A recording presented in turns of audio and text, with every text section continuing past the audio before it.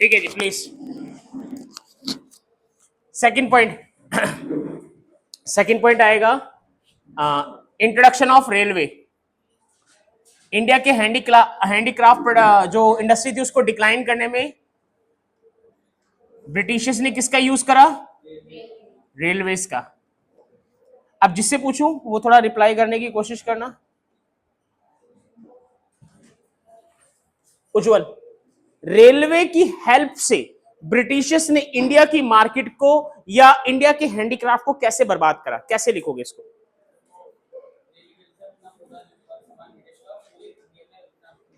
यानी कि with the help of railway Britishers ने ना पूरे इंडिया को अक्रॉस इंडिया अपनी क्या डेवलप करनी शुरू कर दी? मार्केट डेवलप करनी शुरू कर दी। क्या डेवलप करनी शुरू कर दी? मार्केट। और दूसरी बात क्या, रेलवे से एक जगह से दूसरी जगह सामान पहुंचाना थोड़ा क्या पड़ता है? सस्ता पड़ता है। अगेन वही वर्ड आ गया कि ब्रिटिशर्स की हर वो मुमकिन कोशिश हुई जिससे कि ब्रिटिश का प्रोडक्ट सस्ता रहे और इंडिया का प्रोडक्ट क्या रहे? महंगा। सर ये शुरुआत हुई कब? तो 1 मार्क का क्वेश्चन ध्यान रखना, इंट्रोडक्शन ऑफ रेलवे कब हुआ? 1850। 1850 में। प्लीज सेकंड पॉइंट इतना ही लिख दो। ये जो ड्राफ्ट बनाया हुआ है फटाफट से ड्राफ्ट मैनर में लिखो जिससे कि याद रहेगा।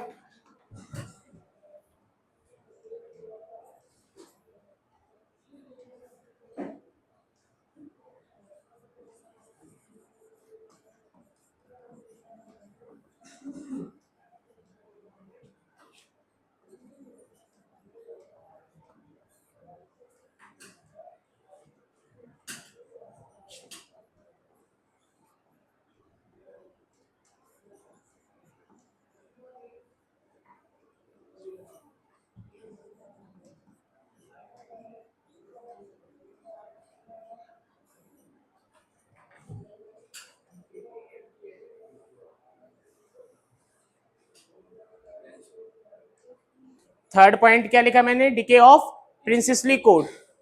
जो हमारा राजाओं का एक क्या कहते हैं भाई, वो था ना, राज प्रथा थी, राजा महाराजा, वो धीरे धीरे क्या होने लग गए? खत्म होने लग गए। धीरे धीरे क्या होने लग गए? खत्म।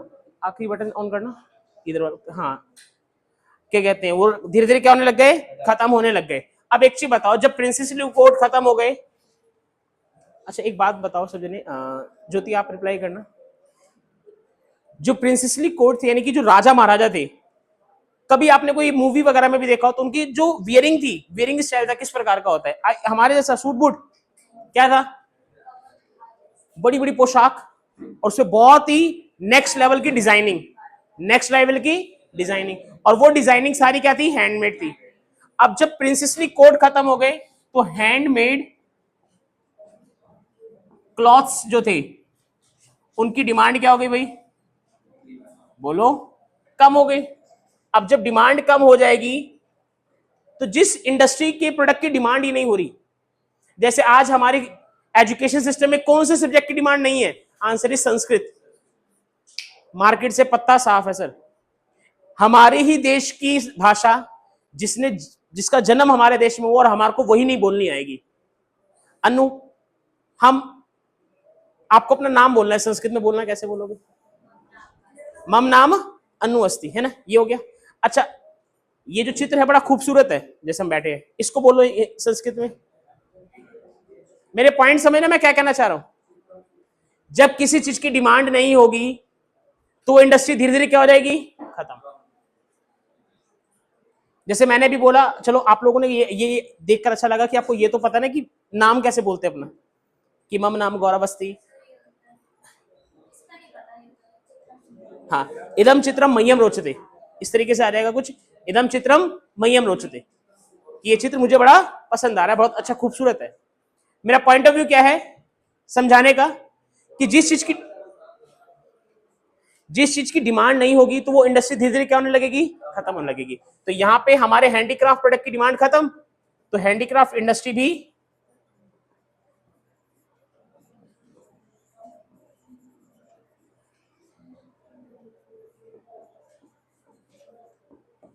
प्लीज लिखिए जरा इसको। ध्यान रखिएगा 3 to 4 मार्क्स का सेपरेट क्वेश्चन आया, what are the causes, what are the reason behind the decay of Indian handicraft industry during the British rule. तो मैं 3 से 4 पॉइंट लिखवा रहा हूं जो कि आप लोग को वहां पे समझाने हैं। पहला सबसे मोस्ट इंपॉर्टेंट क्या है, डिस्क्रिमिनेटरी टैरिफ पॉलिसी। दूसरा आ गया इंट्रोडक्शन ऑफ रेलवे। तीसरा आ गया डिके ऑफ प्रिंसेसली कोड,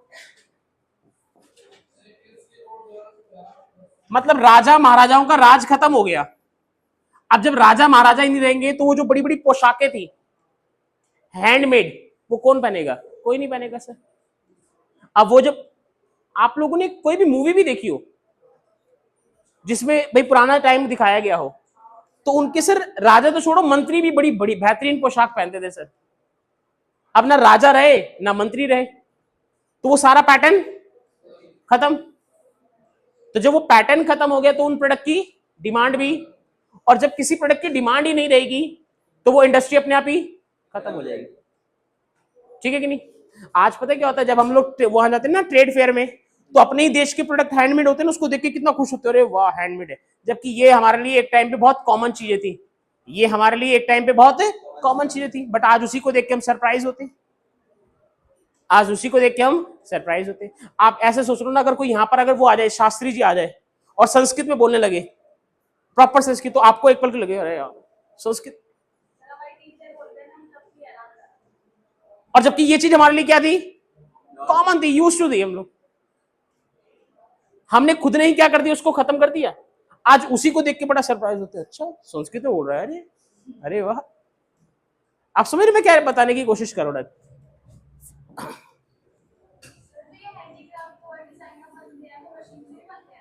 दोबारा पॉइंट रखो अपना, क्या बोला आपने।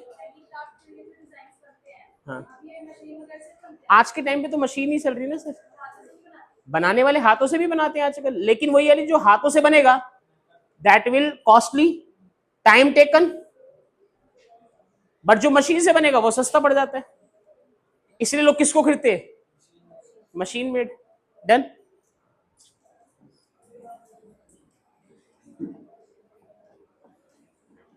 एक्सपेंशन ऑफ, बोलो, वेस्टर्न कल्चर। ब्रिटिशियर्स के आने के बाद से, ब्रिटिशर्स के आने के बाद से भारतीय लोगों ने कौन से कल्चर को अडॉप्ट करना शुरू कर दिया, वेस्टर्न कल्चर को। जब भारतीय लोग वेस्टर्न कल्चर को अडॉप्ट करेंगे तो लॉजिकल बात है सर, अपने इंडियन कल्चर को धीरे धीरे साइड हो जा करना पड़ेगा।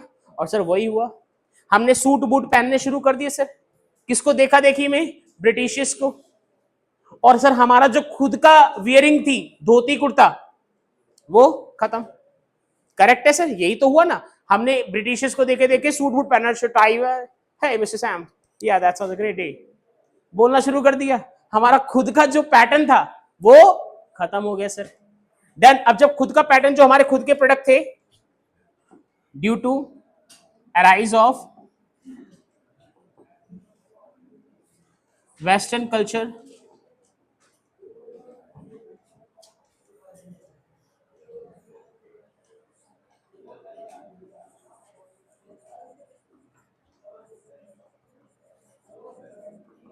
बातें मत करो बच्चों,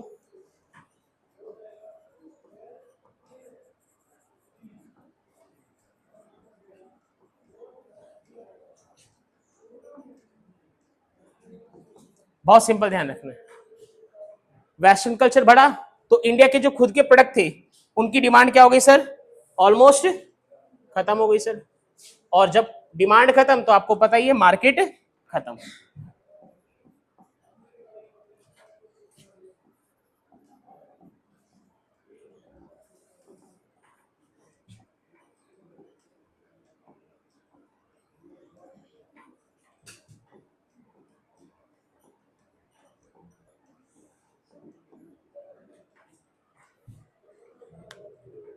competition with machine made product. जो अभी बीच में लवन्या ने एक पॉइंट बोला था कि सर ये जो हैंडीक्राफ्ट प्रोडक्ट होते थे ये हाथों से, और आज के टाइम पे, बट आज के टाइम पे क्या है, मशीन। सिमिलरली ब्रिटिशर्स ने करा, ब्रिटिशर्स ने हमारे इंडियन हैंडीक्राफ्ट का जो कंपटीशन था ना,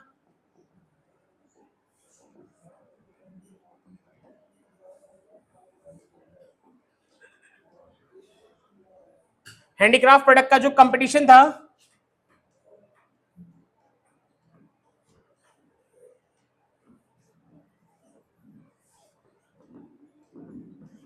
वो किसके साथ हुआ बोलो? मशीन मेड प्रोडक्ट के साथ। अब जरा दो डिफरेंस करके बताओगे हैंडीक्राफ्ट प्रोडक्ट में और मशीन मेड प्रोडक्ट में। पहला तो फिनिशिंग, यहां पे क्या नजर आती है? लेस फिनिशिंग, और यहां पे मोर फिनिशिंग। दूसरा कॉस्ट, प्राइस, यहां पे लेस कॉस्ट, हाई कॉस्ट। अब जब ये टाइम टेकन ज्यादा था, ये टाइम टेकन कम था, तो लॉजिकल है लोग किसको ज्यादा खरीदेंगे? डिमांड मशीन मेड प्रोडक्ट की क्या होने लगी? ज्यादा होने लगी। जब मशीन मेड प्रोडक्ट की डिमांड ज्यादा होने लगी तो इंडियन हैंडीक्राफ्ट की डिमांड धीरे धीरे क्या होने लगी? खत्म। जब हैंडीक्राफ्ट की डिमांड ही खत्म होगी तो मार्केट भी अपने आप ही क्या होने लगेगी? खत्म होनी शुरू हो जाएगी। क्या मेरी बात समझ में आ रही है? डन। प्लीज ये पॉइंट दिमाग में रखो, ये 5 पॉइंट है बच्चों। अगर ये क्वेश्चन 3 मार्क्स में सेपरेट नहीं मिलता है कि what are the causes behind the decay और डिक्लाइन ऑफ इंडियन हैंडीक्राफ्ट, तो ये आपके पास 4 से 5 मैंने रीजन लिखवाए हैं जिनको आप यूज कर सकते हो एक्सप्लेनेशन के दौरान।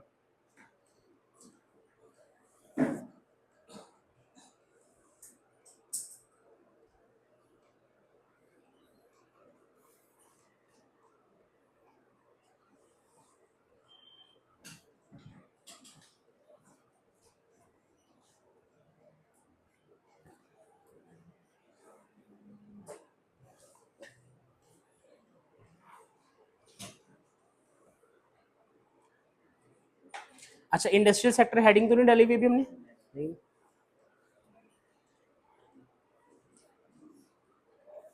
कर लिया नोट? ये जिन्होंने नोट कर लिया वो हेडिंग डालना। सॉरी, फिनिशिंग हैंडीक्राफ्ट की ज्यादा होनी चाहिए थी। अब मैं आपको एक छोटा सा एग्जांपल देता हूँ, आप अंडरस्टैंड करना मैं क्या कहना है। यहाँ पे पॉइंट क्या है? आपने हाथ से बने हुए स्वेटर पहने कभी? अपनी दादी या नानी के हाथ के बने हुए? उनकी फिनिशिंग देखना और जो मशीन से स्वेटर आजकल मार्केट में बन के आते हैं फिनिशिंग देखना। फिनिशिंग आपके अकॉर्डिंग किसकी ज्यादा होती है? मेरी बात समझे? लोगों का अट्रैक्शन वही जाता है जो चीज ज्यादा फिनिशिंग में होती है। जो चीज ज्यादा किस में होती है?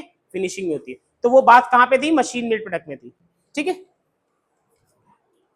ओके। एक छोटी सी हेडिंग डाल रहे हैं हम लोग, इसी मतलब जुड़ती हुई इसी पॉइंट से, बट उसको सेपरेट वे में हम लोग डिस्कस कर रहे हैं। Industrial sector, industrial sector.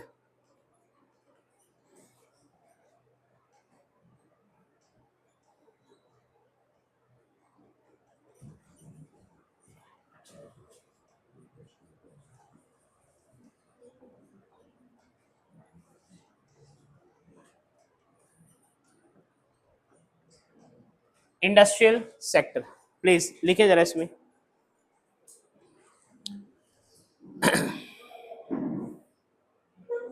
During the British rule, during the British rule we could not see any development in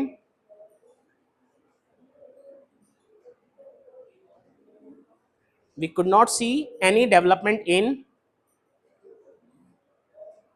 Indian industrial sector, Indian industrial sector।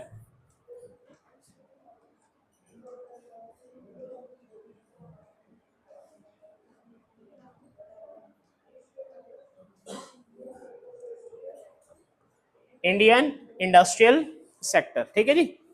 अब इसमें पहला पॉइंट लिखिए, deindustrialisation of Indian handicraft. बढ़ाने की बजाय और क्या कर दिया? इंडस्ट्री को हमारी बढ़ाने की बजाय और क्या कर दिया? बर्बाद कर दिया। इंडस्ट्री को बढ़ाना होता है इंडस्ट्रियलाइजेशन, इंडस्ट्री को खत्म करना इरफान क्या होगा? Deindustrialisation. अगर आप कोई इंडस्ट्री लगा रहे हो तो इस प्रोसेस को क्या बोलेंगे इरफान? इंडस्ट्रियलाइजेशन। और अगर आप बनी बनाई अच्छी खासी इंडस्ट्री को बर्बाद कर रहे हो तो उसको क्या बोलेंगे? Deindustrialisation. क्या बोलेंगे? Deindustrialisation. तो पहला पॉइंट लिख रहे हैं हम लोग, डी इंडस्ट्रियलाइजेशन। सॉरी, क्या कह रहे हो? हाँ बता रहा हूँ ना, यहाँ पर लिखो, डी इंडस्ट्रियलाइजेशन ऑफ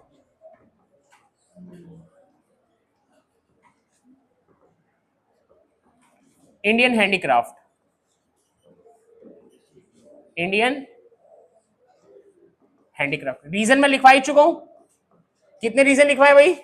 5। सबसे बड़ा पॉइंट पॉइंट क्या है इंडियन हैंडीक्राफ्ट को बर्बाद करने में? Discriminatory tariff policy. ब्रिटिश के प्रोडक्ट टैक्स फ्री, इंडिया के प्रोडक्ट टैक्स, जिससे कि इंडिया का प्रोडक्ट महंगा हो जाए। Second, lack of capital goods industry. B point आ रहा है, lack of capital goods industry.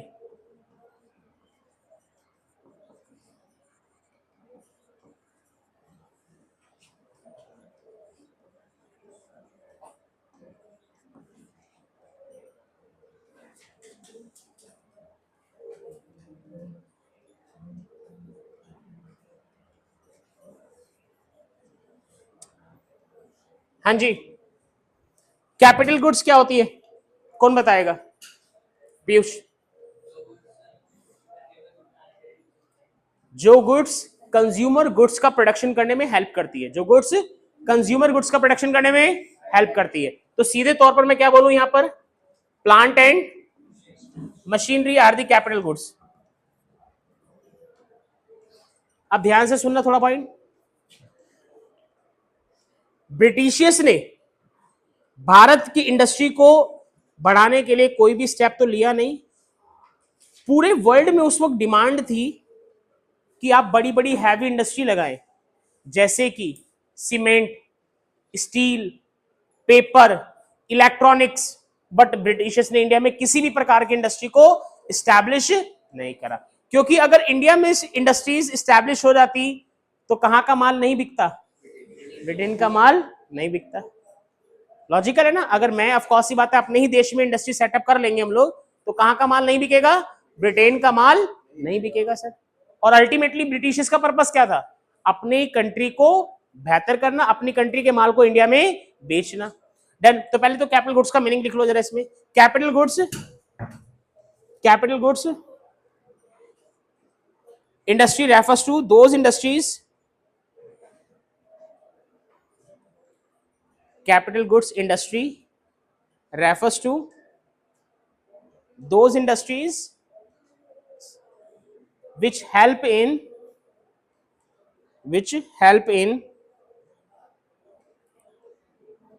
production of consumption goods।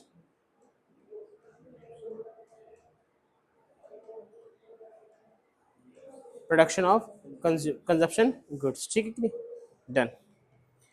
आगे लिखो इसमें, ड्यूरिंग द ब्रिटिश रूल, इसी पॉइंट की एक्सप्लेनेशन है ये।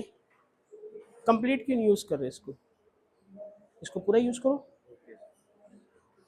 During the British rule there was hardly any capital goods industry.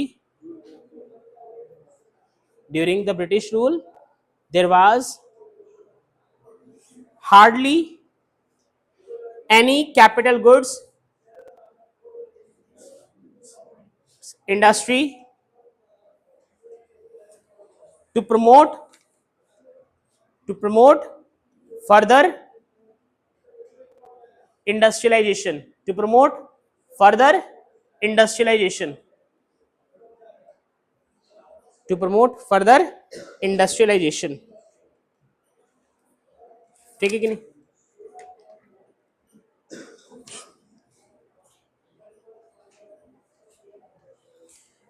Because, इसी पॉइंट को आगे लिखेंगे, बिकॉज क्यों नहीं इन्वेस्टमेंट करी थी ब्रिटिशर्स ने?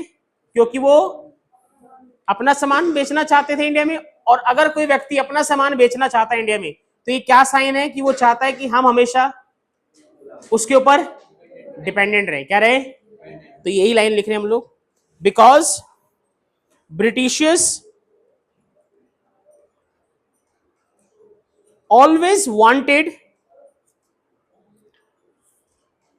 Indians to be dependent on Britain, dependent on Britain। ठीक है जी, 2 पॉइंट हो गए।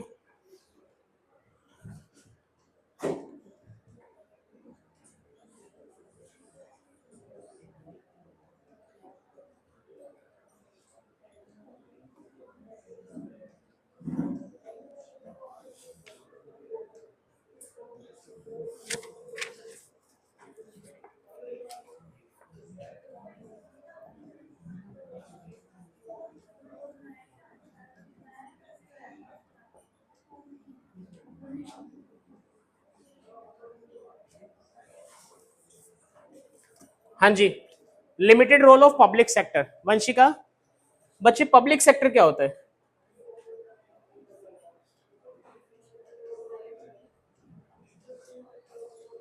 पब्लिक सेक्टर का मतलब होता है वो सेक्टर जो किसके कंट्रोल में, किसके कंट्रोल में, सरकार के कंट्रोल में।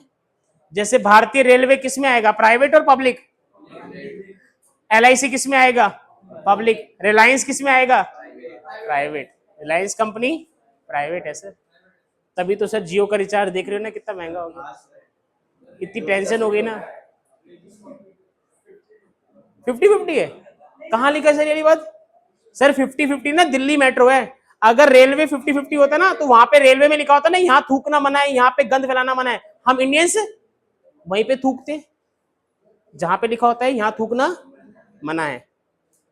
और आपने रेलवे में अगर ट्रैवलिंग करी ना तो एक बंदा आता है वो जिसके पैर कटे हुए होते हैं ना, वो आता है और वो एक ही गाना गाता है, पल देसी जान, ऐसा ना।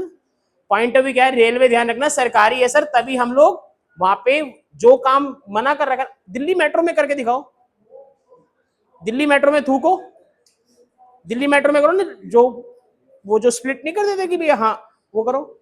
सर पेनल्टी है। इंडियन रेलवे में आधे बंदे तो बिना टिकट के ट्रैवल करते हैं। एक मिनट बस सुनिए, कुछ हिस्सा, और वो भी अभी एक्सपेरिमेंटल बेस्ड है, 100% प्राइवेटाइज नहीं है, ये ध्यान रखना। डन। अटेंडेंस कवर कर रहे हैं सर साथ साथ।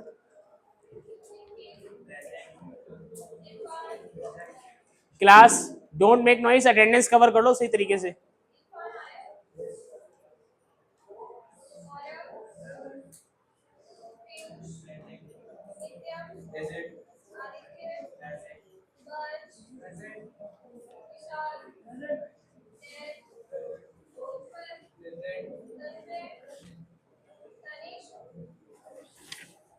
मंजीत प्लीज बच्चे।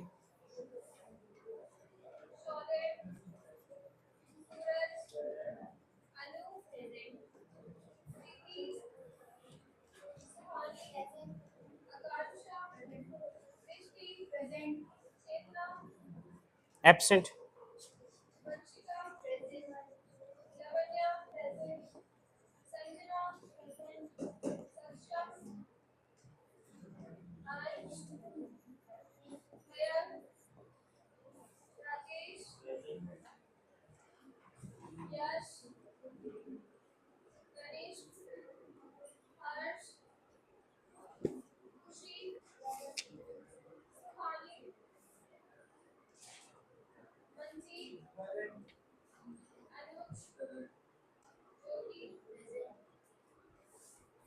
खुशी की अटेंडेंस हो गई, खुशी आपकी अटेंडेंस हो गई, ठीक है, बाकी तो सबकी ठीक। डन। एक लाइन देखो भाई यहाँ पर, limited role of public sector.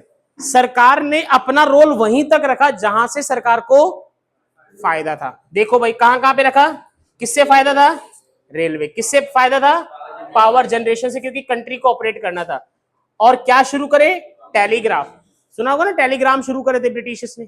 अभी बताऊंगा कि टेलीग्राम कब शुरू करे थे, ठीक है जी। और पोर्ट, पोर्ट क्यों सर, पोर्ट क्या होता है, जहां से, हिंदी में बोलते हैं बंदरगाह, जहां से शिप्स का आना जाना होता है। और ब्रिटिशर्स को इंडिया से इंग्लैंड जाना होता था तो सर ट्रेन तो है नहीं, तो किसका यूज करना पड़ता था, शिप्स का। और पोर्ट हमारे यहाँ पे कहां पे सबसे ज्यादा नियर बाय, गुजरात में और महाराष्ट्र में, क्योंकि ये दोनों इलाके कहां पर हैं, समुद्र से जुड़े हुए इलाके हैं सर। डन। तो ये ध्यान रखिएगा, 3-4 ये लिख लीजिएगा, हाईलाइट कर लीजिएगा कि ब्रिटिश गवर्नमेंट ने अपने पास जो कंट्रोल रखा था, जहां पे इन्वेस्टमेंट करी, वो कुछ दो एग्जांपल बताओ। तो एक रेलवे तो बड़ा कॉमन है, ये तो याद रहेगा ही रहेगा। दूसरा पोर्ट हो गया, तीसरा कम्युनिकेशन हो गया, चौथा अगर आप लोग पावर जनरेशन लिखना चाहे तो वो लिख सकते हैं, ठीक है कि नहीं। डन। अब ये तीनों पॉइंटों को देखने के बाद क्या समझ में आ रहा है कि हमारे इंडस्ट्रियल एरिया की ना हालत कुछ खास थी नहीं। जितना बेकार हमारा एग्रीकल्चर था ना, उतना ही बेकार क्या था हमारा इंडस्ट्रियल। तो एक कंक्लूजन में लाइन लिखो यहां पे,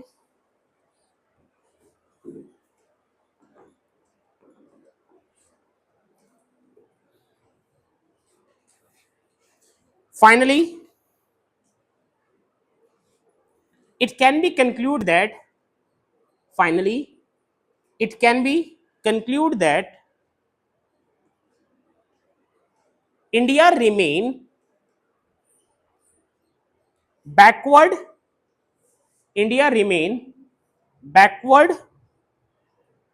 in the industrial sector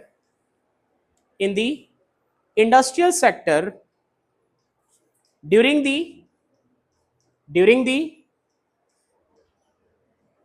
British rule. ठीक है जी, during the British rule. Done. अगर ये क्वेश्चन आए तो आप लिख लेंगे। अब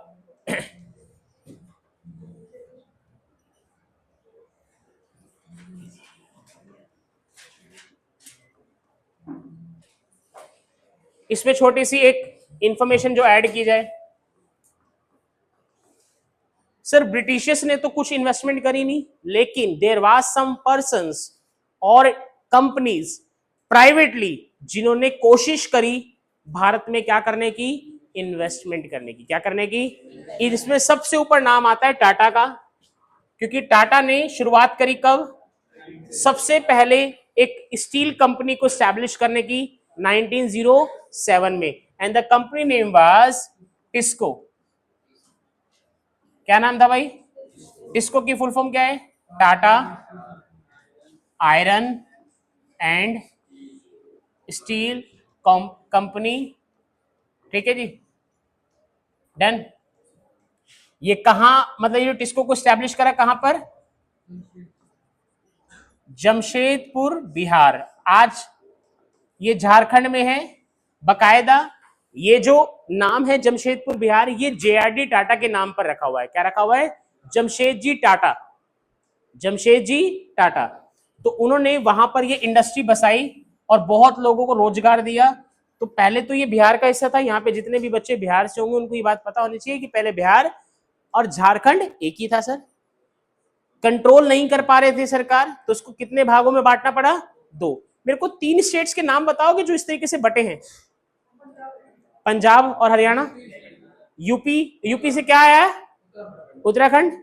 और अभी बिहार से झारखंड, और चौथा हिमाचल तो पंजाब से निकला ना। चौथा तेलंगाना।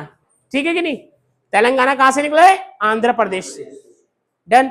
अच्छा, कोई भी जो स्टेट्स होता है उसको क्यों बांटा जाता है? क्यों टुकड़ा उसको अलग अलग किया जाता है? सोचो, जब उसकी कंट्रोलिंग मुश्किल हो जाती है। पंजाब रीजन बहुत बड़ा था सर। हरियाणा, इवन ये दिल्ली भी जो अपना है ना, ये जिसपे हम बैठे हैं आज, ये कंझावला कराला, ये एक टाइम पे पंजाब रीजन के अंदर ही आता था सर। इसको हैंडल करना बड़ा मुश्किल था सर। तो फिर बोली के आधार पर क्या बना दिया? हरियाणा बना दिया। दूसरा, पहाड़ों वाले एरिया को क्या नाम रख दिया? हिमाचल। हिम का आंचल, हिमाचल नाम रख दिया सर।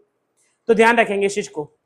तो 1907 में ये लिखिए। इसके साथ साथ में एक लाइन और ऐड करवा रहा हूं, लिखिए जरा।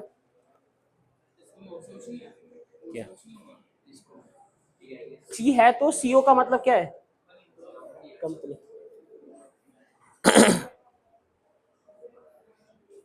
इसमें लाइन लिख रहे हैं हम लोग एक,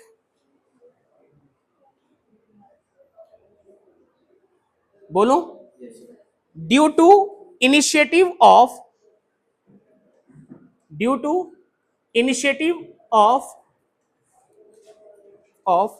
the private sector,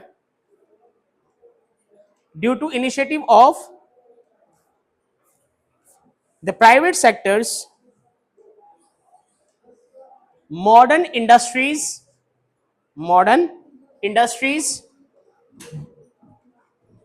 started to come up यानी कि उभर के आना during the second half of 19th century। ठीक है जी।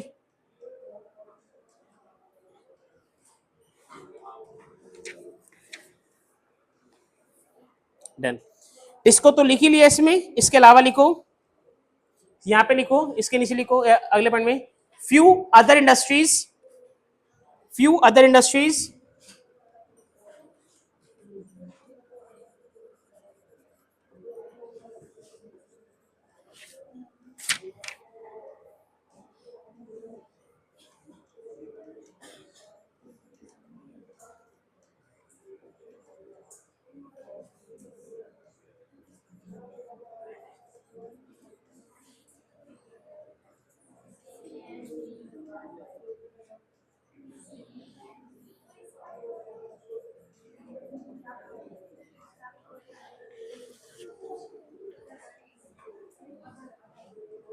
अनुज बच्चे यहां पे हमने एक वर्ड लिखा है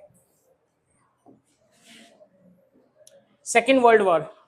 टाइम पीरियड क्या था सेकेंड वर्ल्ड वॉर का?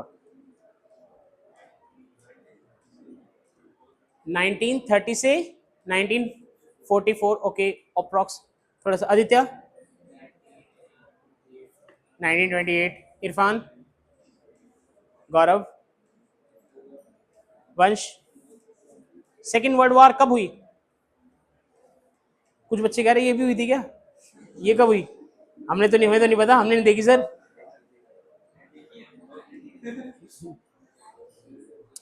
संजना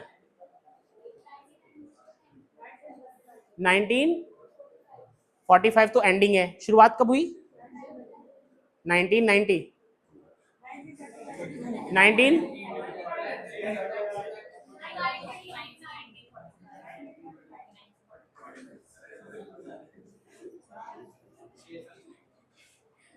ठीक है 39 से 45। ठीक है जी। अब सेकेंड वर्ल्ड वॉर के बाद जब भारत को भी लगने लगा और जब भारत का ब्रिटिशर्स के अगेंस्ट में मूवमेंट काफी तेज हो गए, साइमन भारत छोड़ो, साइमन गो बैक, ठीक है भारत छोड़ो, समथिंग लाइक दैट, ऐसा ही हुआ होगा क्योंकि हम लोग थे नहीं उस वक्त, हम जैसे एक एस्टिमेशन ही कर सकते हैं और जो हम लोगों ने पिक्चरों में देखा है, किताबों में पढ़ा है। तो सर कहीं ना कहीं सेकेंड वर्ल्ड वॉर के बाद कुछ इंडस्ट्री उभर कर आने लगी, नाम बोलो। 1 मार्क का क्वेश्चन अभी 1 से 2 बार देख चुका है पेपर में, तो अगर इस बार देख जाए तो ध्यान रखेगा कि ये चीज है, ठीक है। हाँ फ्यू अदर इंडस्ट्रीज के बाद ये लिखना है।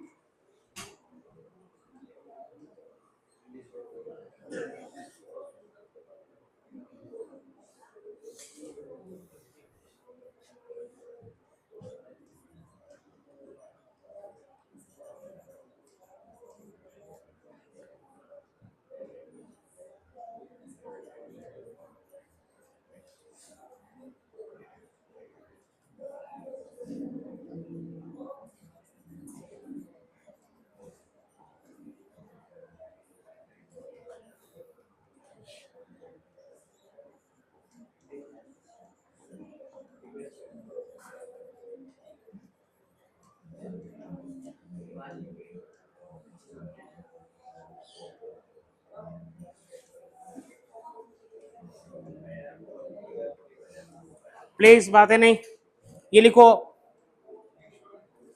हाँ उसी के नीचे आगे लिख दो ना, जो उभरनी, अगर कॉटन टेक्सटाइल इंडस्ट्री या जो मिल्स उभरनी शुरू हुई वो कहां पे उभरनी शुरू हुई सर? गुजरात और महाराष्ट्र में, क्योंकि यहाँ पे शुरुआत से ही ना मारवाड़ी लोग जो होते हैं वो व्यापार में बड़ा बिलीव रखते हैं सर, ठीक है। और दूसरी यहाँ पे सॉइल उसको फेवर में कर रही है, और जूट के लिए सबसे ज्यादा सॉइल कहाँ की फेवर थी सर? मैंने बताया था ब्लैक सॉइल कहां पर, बंगाल का जो एरिया था वहां पर सर।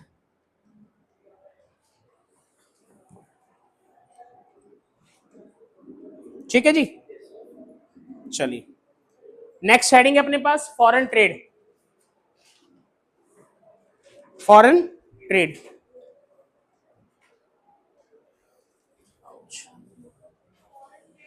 हाँ जी फॉरेन ट्रेड।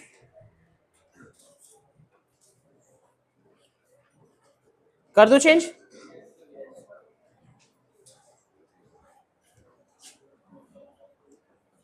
नेक्स्ट हेडिंग हो गई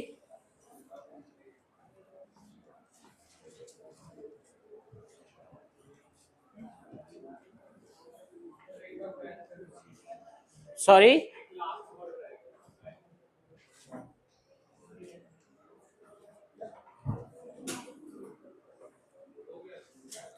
डन। बातें नहीं भाई, प्लीज 5 मिनट बचे क्लास के, थोड़ा सा ध्यान से देख लो क्योंकि डिटेल में टॉपिक अगली क्लास में होगा, बट एक ड्राफ्ट इसको देख लेते हैं। इंडिया का जो फॉरेन ट्रेड था सर, ऑफ कोर्स सी बात है, इंडिया के ऊपर राज कौन कर रहा था?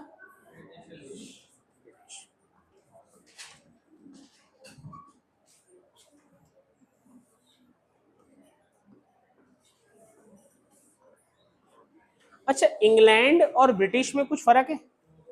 ब्रिटेन में कुछ फर्क है? ग्रेट ब्रिटेन बोलते थे ना, क्या बोलते थे? ग्रेट। इंग्लैंड और ग्रेट ब्रिटेन सेम होता है? अलग अलग है? क्या फर्क है, कोई जना बताएगा? इंग्लैंड में और ग्रेट ब्रिटेन में क्या फर्क है? बहुत बढ़िया। ग्रेट ब्रिटेन के अंदर 2-3 कंट्रीज ऐड होती हैं, जैसे कि इंग्लैंड, वेल्स, स्कॉटलैंड और आयरलैंड। इन 3-4 कंट्रीज को मिला के ग्रेट ब्रिटेन बनता है सर। और उन देशों में से एक देश इंग्लैंड है सर। जैसे हमारा अगर बोले अखंड भारत, तो अखंड भारत क्या था सर? पाकिस्तान भी था, अफगानिस्तान भी था, भारत हो गया, बांग्लादेश हो गया, म्यांमार हो गया, ये सब अखंड भारत का हिस्सा था। लेकिन उस अखंड भारत के हिस्से हो चुके सर। हाँ, नहीं नहीं, वल्लभी भी, नो दुबई, ठीक है, इंडिया में रहने का, वहां नहीं जाने का, ठीक है, शेख लोग से पंगा नहीं लेने का। डन। तो थोड़ा ध्यान रखिएगा इस चीज को। आइए जरा प्लीज। इंडिया से क्या होता था कि ब्रिटिशर्स क्या करते थे?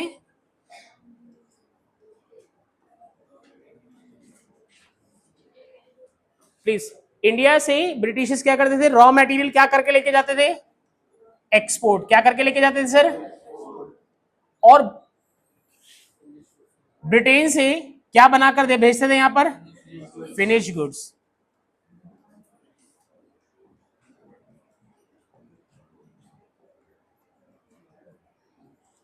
तो पूरे वर्ल्ड में ना इंडिया फेमस होने लग गया था।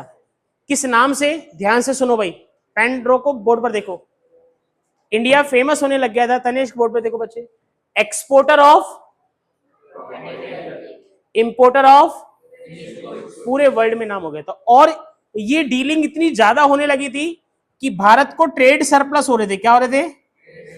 ट्रेड सरप्लस कब होते हैं? जब एक्सपोर्ट ज्यादा हो और इंपोर्ट क्या हो? कम हो। तो यानी कि सोचो, रॉ मटेरियल हमारे यहां से बहुत बहुत बहुत ज्यादा क्वांटिटी में लेके जाया जाता था, और उसका जो इंपोर्ट होता था हमारे पास, उसके जैसे मान लो यहां से रॉ मटेरियल क्या, 100 किलो, जिसकी वर्थ है मान लो $5,000। कितनी है? और यहाँ पे सामान वापस आया मान के चलिए $3,000 का। कितने डॉलर का? तो $2,000 का हमारे को क्या हो रहा था? हमारे को सरप्लस हो रहा था। क्या हो रहा था? सरप्लस। लेकिन वो सरप्लस भी ब्रिटिशर्स ने हमें नहीं दिया। क्यों नहीं दिया, कहां लगा दिया, इन सब बातों के आंसर को जानने के लिए मुलाकात करेंगे आप लोगों से अगले धारावाहिक में, ठीक है कि नहीं? डन। इतना ड्राफ्ट नोट कर लो जिससे कि आइडिया रहे कि हमारे को नेक्स्ट क्लास क्या शुरू करनी है।